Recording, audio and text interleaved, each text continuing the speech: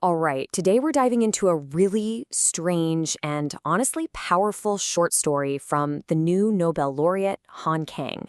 It's called The Fruit of My Woman. And trust me, it's a surreal tale of transformation that gets right to the heart of what it feels like to be alienated in the modern world. So let's just get right into it. Right from the get-go, the story just hits you with this gut punch of a quote. This isn't just someone having a bad day, this is a deep, soul-crushing dread. And it's all tied to the very place she lives. The single line, well, it's basically the seed from which this entire unsettling story just sprouts. So, a woman vanishing. This is where it all starts. We're going to look at how a life that seems totally normal, maybe even peaceful, starts to quietly, and then not so quietly, just completely unravel. Okay, so a little context here, which is actually super interesting. The author is Kang, who, by the way, just won the 2024 Nobel Prize in Literature, which is amazing. But get this, she wrote this story way back in 1997, and a lot of people see it as a direct precursor to her super famous novel, The Vegetarian. It's exploring a lot of the same ideas, a woman going through this radical change because of the world she's trapped in. So the whole story is actually told from the husband's point of view. And he kicks things off by painting this picture of just pure contentment. He thinks everything is perfect. His life is peaceful, warm, stable. He's so comfortable. And it's that very sense of calm that makes what happens next so jarring. He has absolutely no idea that there's this hurricane brewing right inside his own wife. And here it is, the first crack in that perfect little world. He finds these really weird, deep blue bruises on his wife's body. And the strangest part, they don't even hurt her, but they're spreading. This is the first physical sign that something is seriously, profoundly wrong. Something that you can't just ignore or explain away. All right, section 2, the unsettling transformation. Because yeah, this mystery doesn't just get solved with a simple explanation. Oh no. Instead, it spirals into this completely surreal transformation that just breaks all the rules of logic.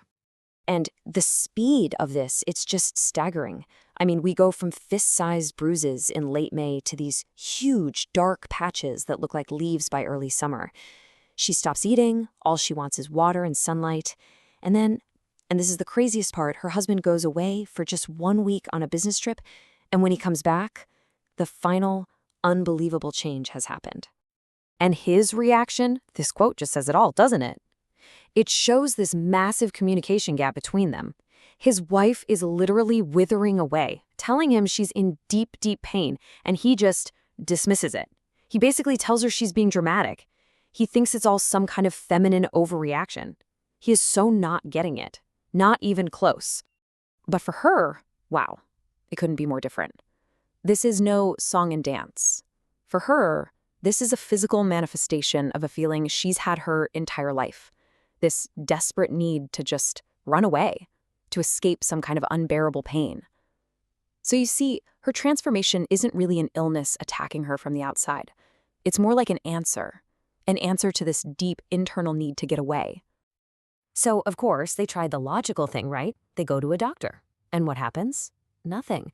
The doctor does all the tests, looks at her insides, her stomach, her kidneys, all of it, and just goes, yep, everything's fine. Her suffering is totally invisible to science. It just goes to show that whatever's happening to her, it's way deeper than just a physical problem. And then we get to the moment of truth. He gets back from that business trip, and he finds her on the balcony. Except, it's not really her anymore. She's not fully human. Her entire body is dark green, and her hair looks like actual plant stems.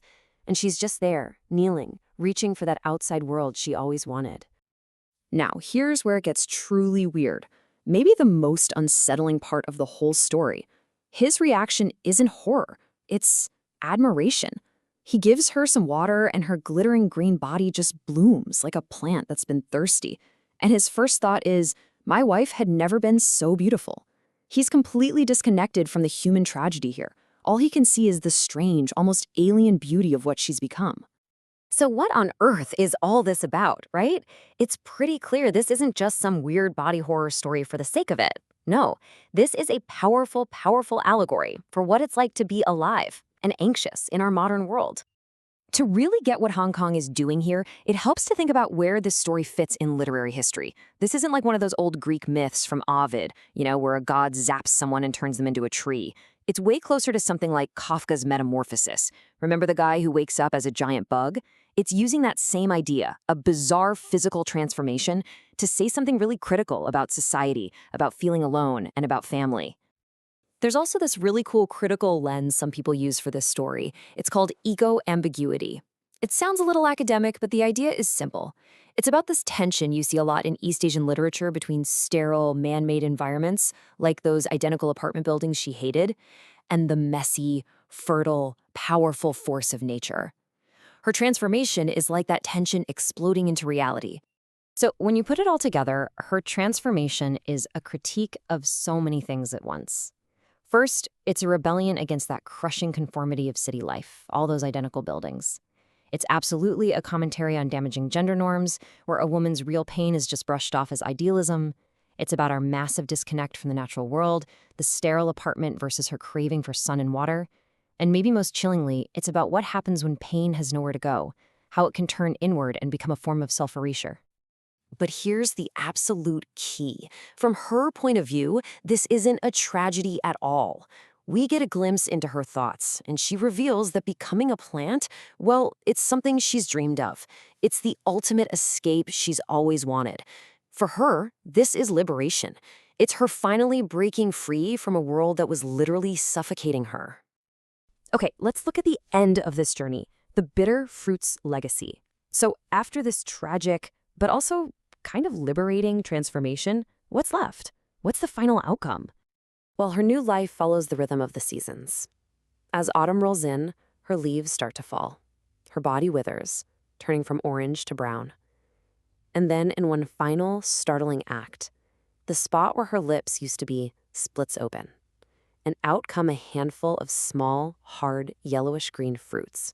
The husband collects them. He knows this is it. This is the final legacy of his wife, fruit of the only woman I'd ever had on this earth. I mean, that line is just heartbreaking. Is everything that's left of this person he shared a life with, but maybe never really knew at all. And this fruit, it symbolizes two completely different things. For her, you could say it's a kind of rebirth, a new cycle of life. But for him, when he takes a bite of one, the taste is just awful. It's acidic, burning with a solely bitter aftertaste. For him, there's no sweetness here. There's only the complex, painful reminder of everything he's lost.